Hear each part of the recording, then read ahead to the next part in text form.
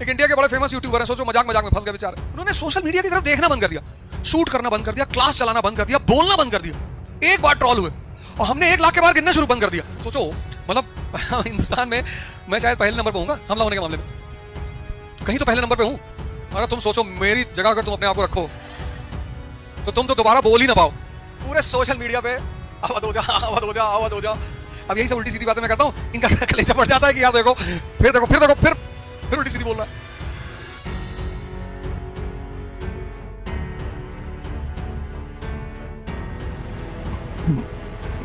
जय हिंद फ्रेंड्स।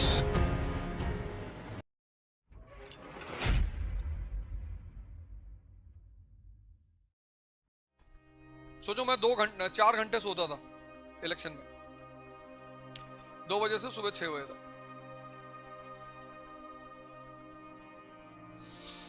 बाकी through out the day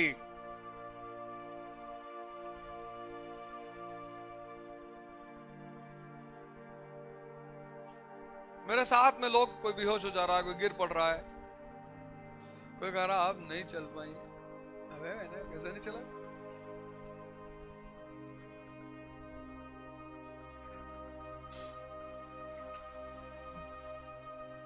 हमसे लोग कहते थे प्रवचन करना बहुत आसान होता है, खुद लड़ के दिखाओ। लड़ गए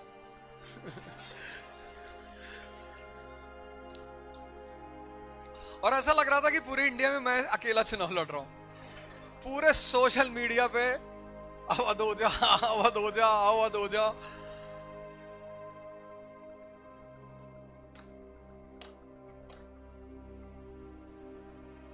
आज तो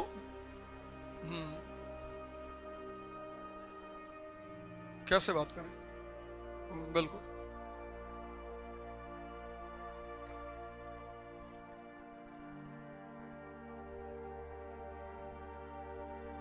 अरे तुम सोचो मेरी जगह अगर तुम अपने आप को रखो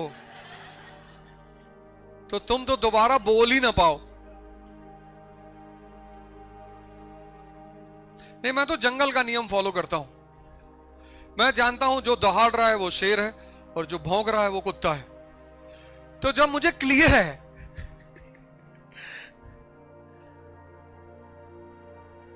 मैं तो जंगल का नियम फॉलो करता हूं।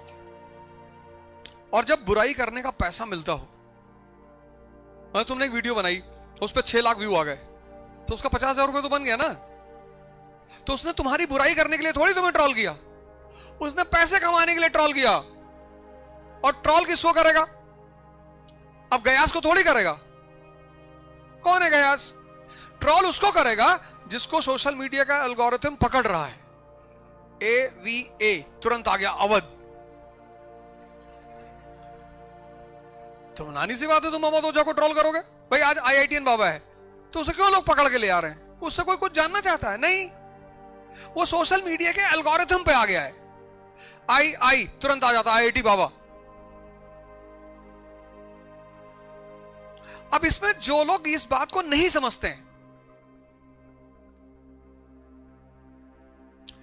एक इंडिया के बड़े फेमस यूट्यूबर हैं, सोचो मजाक मजाक में फंस गए बेचारे।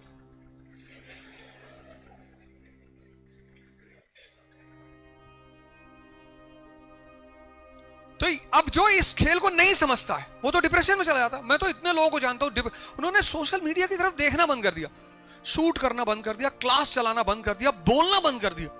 एक बार ट्रॉल हुए और हमने 1 लाख के बार गिनना शुरू बंद कर दिया। सिर्फ एक बार ट्रॉल हुए। ऐसे मैं कई लोगों को जानता हूं जो सिर्फ एक बार ट्रॉल हुए, उसके बाद उन्होंने वीडियो ही नहीं बनाई कोई। अरे बोले भाड़ में जाए। अच्छा वीडियो ट्रॉल हुए तो हुए, फिर नीचे कमेंट्स चोर है ये, बरेली में लोगों का बैग छीनता था।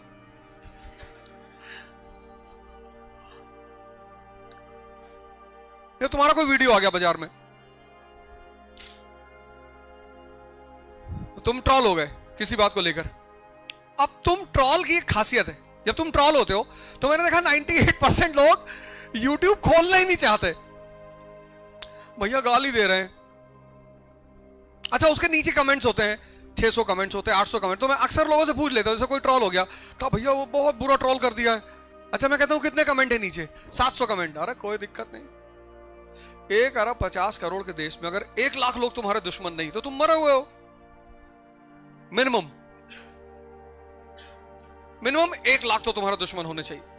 जिसका दुश्मन नहीं है वो मरा हुआ है। दुश्मन होना चाहिए जिंदगी में। शमशान घाट पे जाओ, तुम कभी नहीं पाओगे कि कोई डेड बॉडी की बुराई कर रहा हो, चाहे वो चोर की ही डेड बॉडी क्यों ना हो।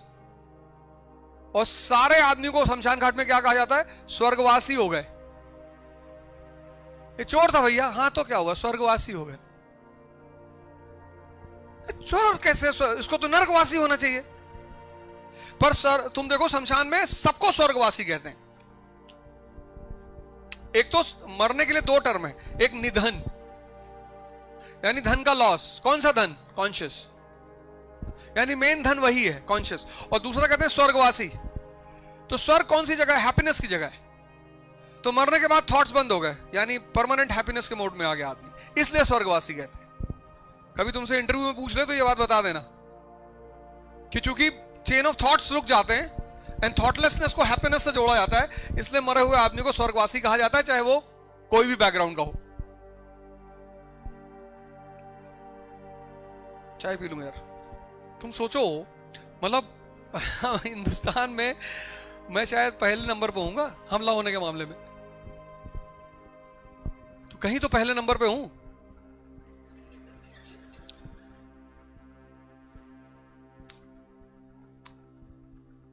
हमसे तुम थोड़ी, कई बार लोगों ने पूछा। मैं जब रिजल्ट आउट हुआ, बाहर निकला, कई लोग रो रहे थे, फिर मैं घर पहुंचा, फिर मैंने एक डांस का आयोजन किया, फिर रसगुल्ला मिठाई, अपने कहा कोई रो मार डालेंगे, जान लेना, नाचो। वो वीडियो मैंने ट्विटर पे भी डाली कि हार की भी पार्टी होनी चाहिए।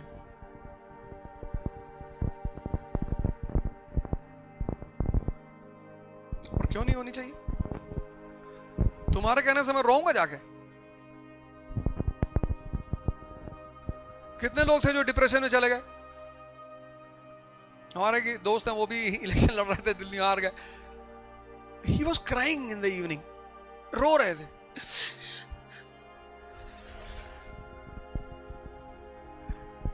मेरा 9 करोड़ रुपया डूब गया।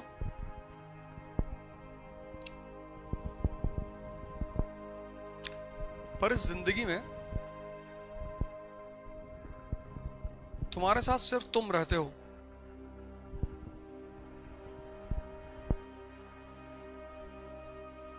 तुमको बड़े सारे अभी लाइव चल रहा है ना यूट्यूब पे, देखो, लाइफ मींस चैलेंजेस। जो 10% चैलेंज हैंडल करने की क्षमता रखता है वो चपरासी है।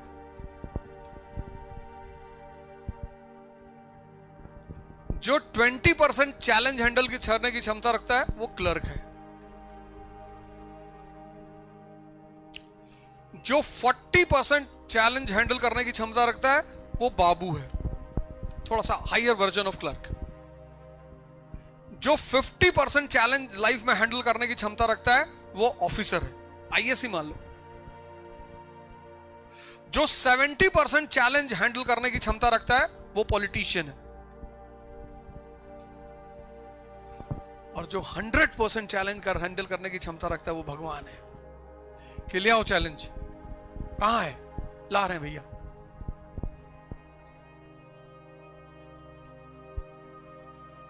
और जो चैलेंज जिंदगी में चाहता ही नहीं वो गुलाम है, स्लेव।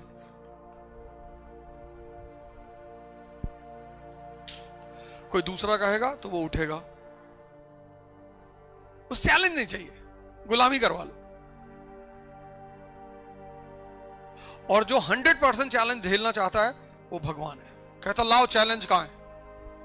आज के दिन चैलेंज ही नहीं है यार, कोई चैलेंज लाओ। बोले भैया आज कोई नहीं है। अरे ऐसा कैसे नहीं? लेके आओ भाई चैलेंज, चैलेंज ढूंढ के लाओ।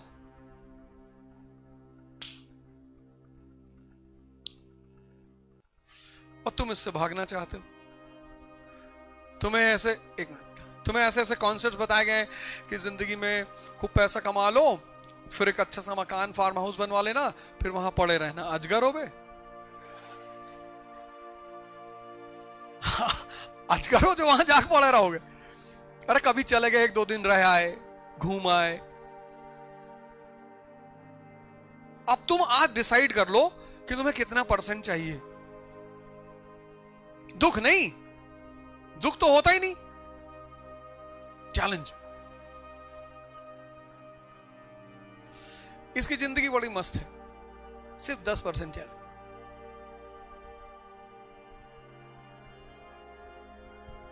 कभी कभी साहब इसको डांटता है, जल्दी अधिकारी अपने चपरासियों को नहीं डांटते क्योंकि वो सारा राज जानते हैं। सारा राज ही जानते। सर वो मैडम आई थी, हाँ ठीक है ठीक है।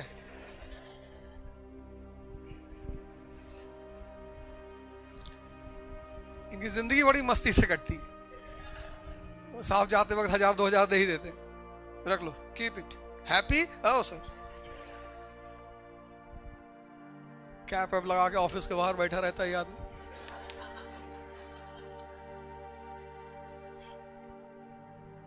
सैलरी कम है पर जिंदगी में मस्ती बहुत है, ऊपर की कमाई बहुत ज्यादा है। ये तो इसको जिंदगी में ये पता करना है कि किसके घर में क्या हो रहा है, बस इसको अपने घर के बारे में नहीं पता।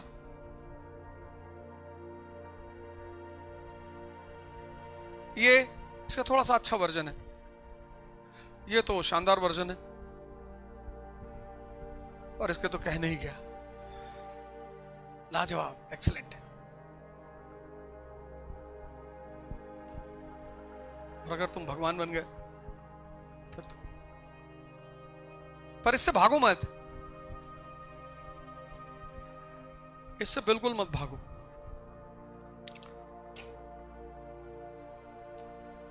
एक साहब मुझे डेली टॉर्चर करते थे, डेली आके, 1 दिन 2 दिन 3 दिन 4 दिन। और मुझे एक आदमी से बड़ी नफरत है, जब आप किसी को डिमोरलाइज करते हो। भाई इलेक्शन के टाइम आप किसी को नाराज नहीं कर सकते, कोई कुछ भी कहे आपसे। मैंने उनको रात में 2 बजे बुलाया, मैं 2 बजे आओ, और तुमको जो कह रहे हो तुमको देंगे, ले आओ। बंद क्या कमरा,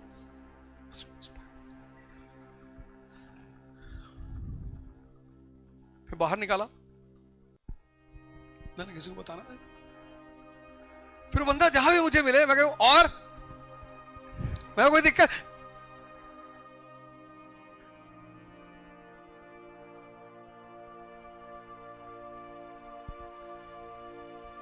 जिस रिजल्ट आया तो आया, का बड़ा दुख हो रहा है। मैंने कहा ना, तुझे तो हो ही नहीं सकता। मुझे पता है किसको किसको दुख हो रहा है, तुझे दुख करने की क्या जरूरत है, तुझे कौन सा मुझसे फायदा होने वाला था। दुख सिर्फ उन लोगों को होता है जिनको फायदा होने वाला है, या जो चेंज का आशा रखते थे।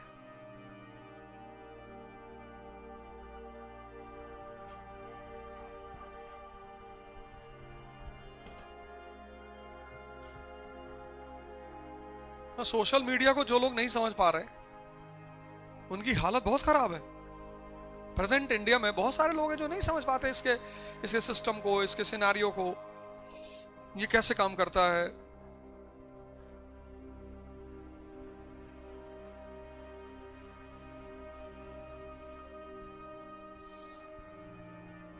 मतलब अगर मैं कुछ भी बोल दूं तो अभी वायरल हो जाएगा। मतलब बस लोग पता करते रहते कि अब तो बोल कहां रहा, पता करो ये कहां कहां बोल रहा है, क्योंकि उनको पता है कुछ ना कुछ तो ये ऐसा बोल देगा कि बस आज रोटेट कराएंगे।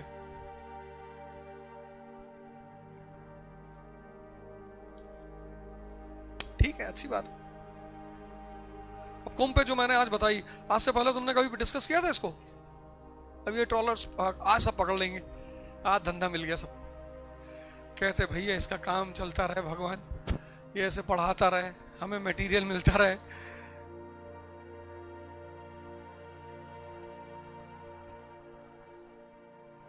जो हमारे ऊपर इतना हमला करते हैं उसके पीछे एक बहुत अच्छी कॉन्स्पिरेसी है।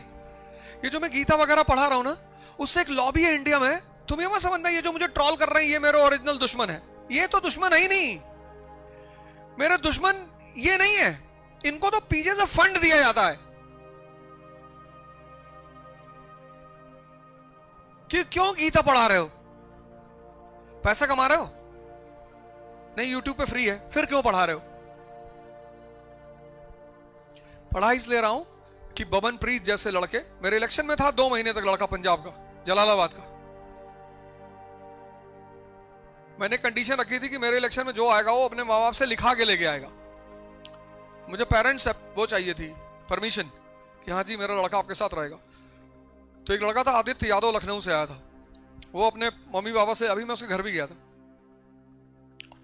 और एक ये बबन प्रीत, वैसे तो बहुत सारे लोग आए थे, पर मैं सबको 3 दिन बाद भेज देता था, जाओ यार नहीं चाहिए। हम लड़ेंगे ना, जब कहीं टूटेंगे तो बुलाएंगे। ये मरे हुए लोग, इनकी क्या औकात है हमें तोड़ने की। तो मैंने उससे पूछा कि तुम क्यों आए हो? उसने कहा मैं सुसाइड करने जा रहा था। अपने कारण थे उसके, तो उसने कहा मैं सुसाइड करने जा रहा था। और उसे मैं आपकी एक वीडियो मेरे पास किसी ने भेजी, मैंने देखा, उसके बाद मैंने ढूंढ ढूंढ के आपकी वीडियो देखी। बोला आज मैं पंजाब में एक बहुत अच्छा बिजनेसमैन हूं, बस कर्ज तो नहीं उतार पाएंगे, लेकिन सोचा थोड़ी सी आपकी मदद कर दें। 2 महीने कॉन्टिन्यूअस वो मेरे साथ रहा, no liquor, no non veg, nothing.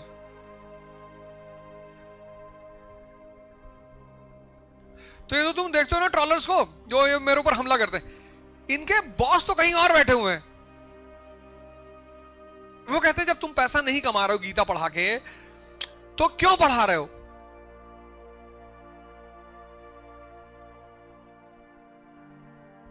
वाजिब सी बात है, या तो तुम पैसा कमा रहे होते तो हम मान लेते कि चलो तुम पैसा कमा रहे हो, तुम्हारे पास 5 लाख सब्सक्राइबर हैं गीता सुनने वाले, और तुम एक सब्सक्राइबर से 500 रुपए लेते हो, 2.5 करोड़ रुपए हर महीने कमाते हो तुम, तो हमें समझ में आए तुम पैसा भी तो नहीं लेते, फिर क्यों कर रहे हो?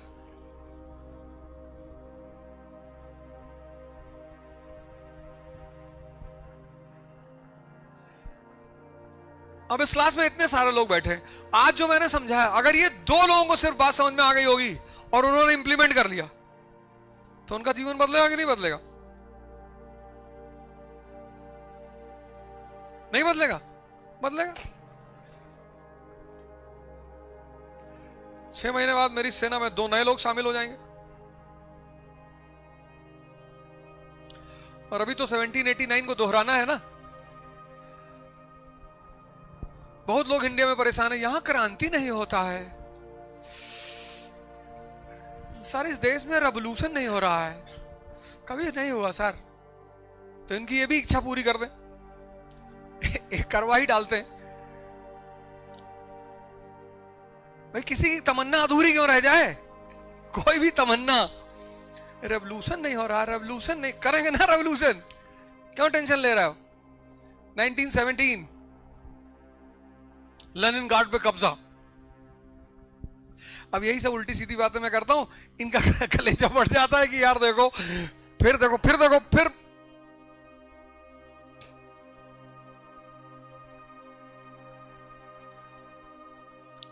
फिर उल्टी सीधी बोल रहा है। तो कहते हैं ना, अगली तैयारी युद्ध की करने के लिए थोड़ा सा रिलैक्स होना पड़ता है, और हम तो वैसे भी मराठा हैं, गुरिल्ला वॉर में भरोसा रखते हैं, और लड़ाई तो कभी खत्म नहीं करने देंगे जिंदगी में, ये तो तुम मान के चलो। युद्ध नहीं जिनके जीवन में, वो भी बड़े अभागे होंगे। युद्ध नहीं जिनके जीवन में, वो भी बड़े अभागे होंगे, और या तो प्रण को तोड़ा होगा या फिर रण से भागे होंगे। लड़ना तो है, और वही ये काम करना है कि आज चुनौती का है, आज नहीं है, ले आओ। सड़क पे कोई जा रहा है, उसको एक चाटा ही मार दो खींच के, हो गई चुनौती। आराम से नहीं बैठना है, चिल नहीं करना है। ये वर्ड पता नहीं कहां से आया इंडिया में, हमें तो समझ में नहीं आ रहा है। वो आदमी मिल जाए, वो जो चिल जिसने खोजा है इस वर्ड को, इसको मैं बहुत मार मारूं। कहता चिल कर रहे हैं, ये क्या है वे?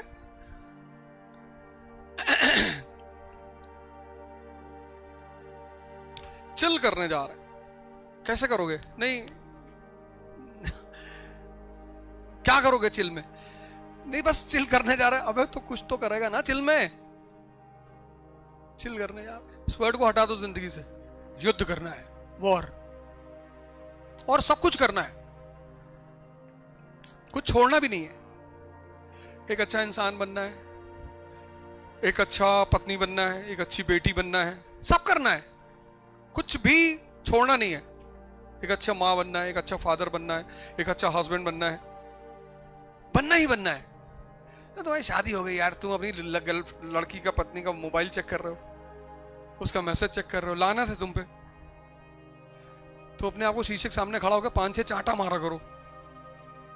मुझे लगा तुम्हारी आज भी कोई दोस्त है तो कम से कम उसका मोबाइल मत टच करो यार। उसका फोन बज रहा है, उससे कहो तो उठा लो, तुम मत उठाओ। वो जो एक होती है ना मैस्कुलिन, वो तुम्हारे अंदर दिखना चाहिए। पता मोबाइल उठा लिया, मैं देखूं, नालायक कहेंगे, उसको लगता मरा हुआ आदमी है। तो एक अच्छा बेटा बनना है, एक अच्छा कल हस्बैंड बनना है, एक अच्छा फादर बनना है, और आईएएस तो बनना ही बनना है, नेता बनना है, बिजनेसमैन बनना है, मतलब। और ये सारा रास्ता यहीं से निकलता है, मेडिटेशन से। ये जो आज फैमिलीज टूट रही हैं, क्यों? अंदर कुछ है ही नहीं। एलमंड तेल, एलमंड क्रीम, एलमंड साबुन, खा रहे हैं गुटखा।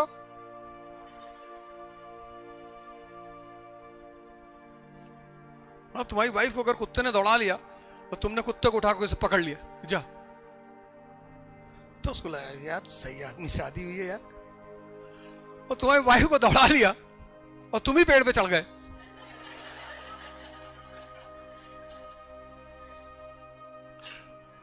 बताओ रहेगी? मतलब इमेजिन करके देखो, सिर्फ बस सोच के देखो कि यार नहीं यार ऐसा तो नहीं करना चाहिए।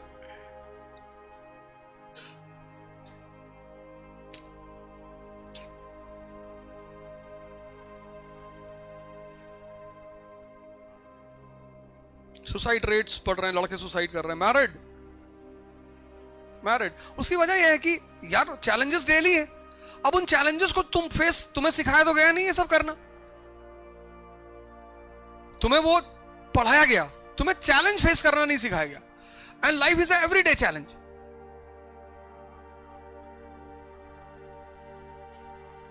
अब जब चैलेंजेस सामने आने शुरू हुए तो तुम सरेंडर कर गए, तो तुम भाग रहे हो, तब तुम रो रहे हो।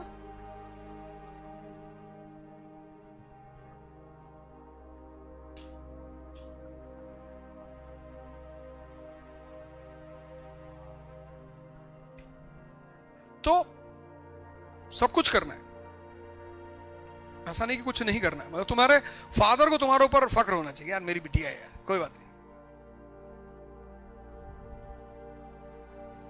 क्या दिक्कत है? कोई दिक्कत नहीं।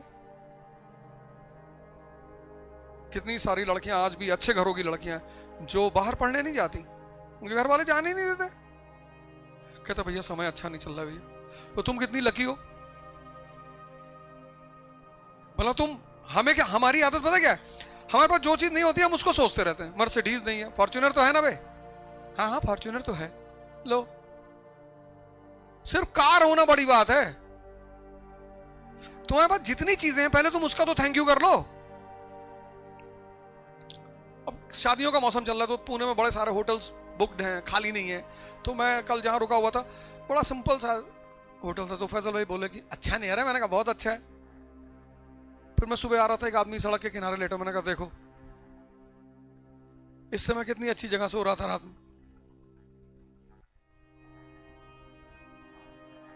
तुम पहले उन चीजों को तो थैंक यू कर लो जो भगवान ने तुमको दे रखी है।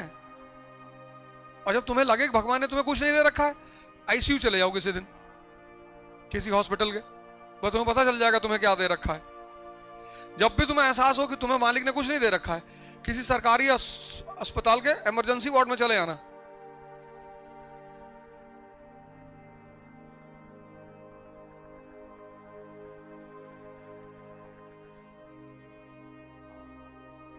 And worshipping is all about gratitude, thanks.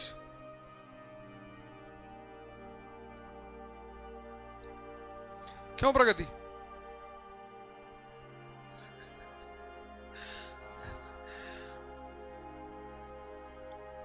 पता नहीं, मुझे ऐसा कुछ लग रहा है कि तुम कुछ कहना चाहती हो लेकिन कह नहीं रहे।